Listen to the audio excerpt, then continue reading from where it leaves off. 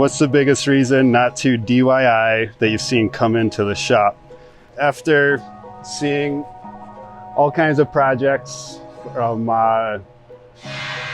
hot pink painted trailers, I don't think I've seen a true DIY, a reason not to DIY come into the shop. I've seen a lot of DIY stuff and it's all fine. Sometimes we gotta fix it, sometimes it's good. I've seen so much stuff, it's like hard for me to bash on any of them in particular. There's only the work that I've seen that people have paid for from other shops. It's been very bad. I think in this business, there's a lot of skill sets that need to be used, and a small shop with a glorified DIYer can't span all those skill sets. So if you're going to be getting work done, the shop needs a good team with many different strengths that are utilized. And I see projects coming in from other builders where it's obvious that they're strong and good in certain spots, but really drop the ball in other ones.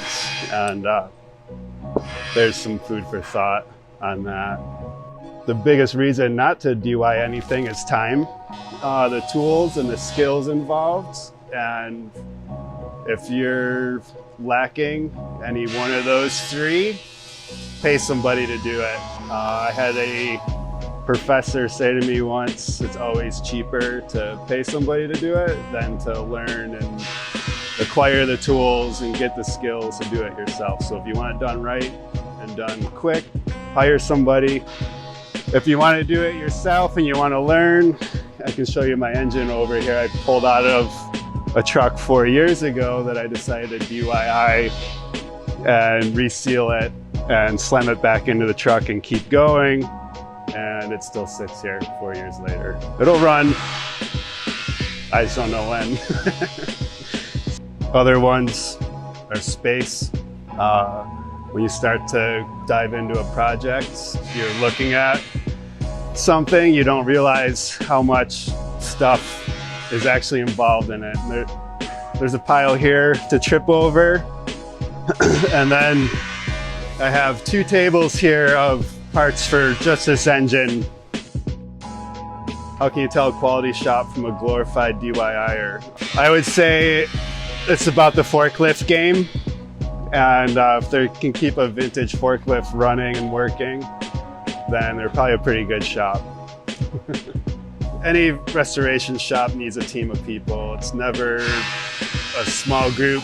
I think you gotta find a shop with a solid team, diverse skill sets, and you know, you can do the cleanliness, what everybody knows, that bullshit. I think it's it comes down to having an electrician, having a welder, having a cabinetry maker, having a tech/engineer. You need at least a 4 or 5 person team to really do quality work in restorations and build new stuff.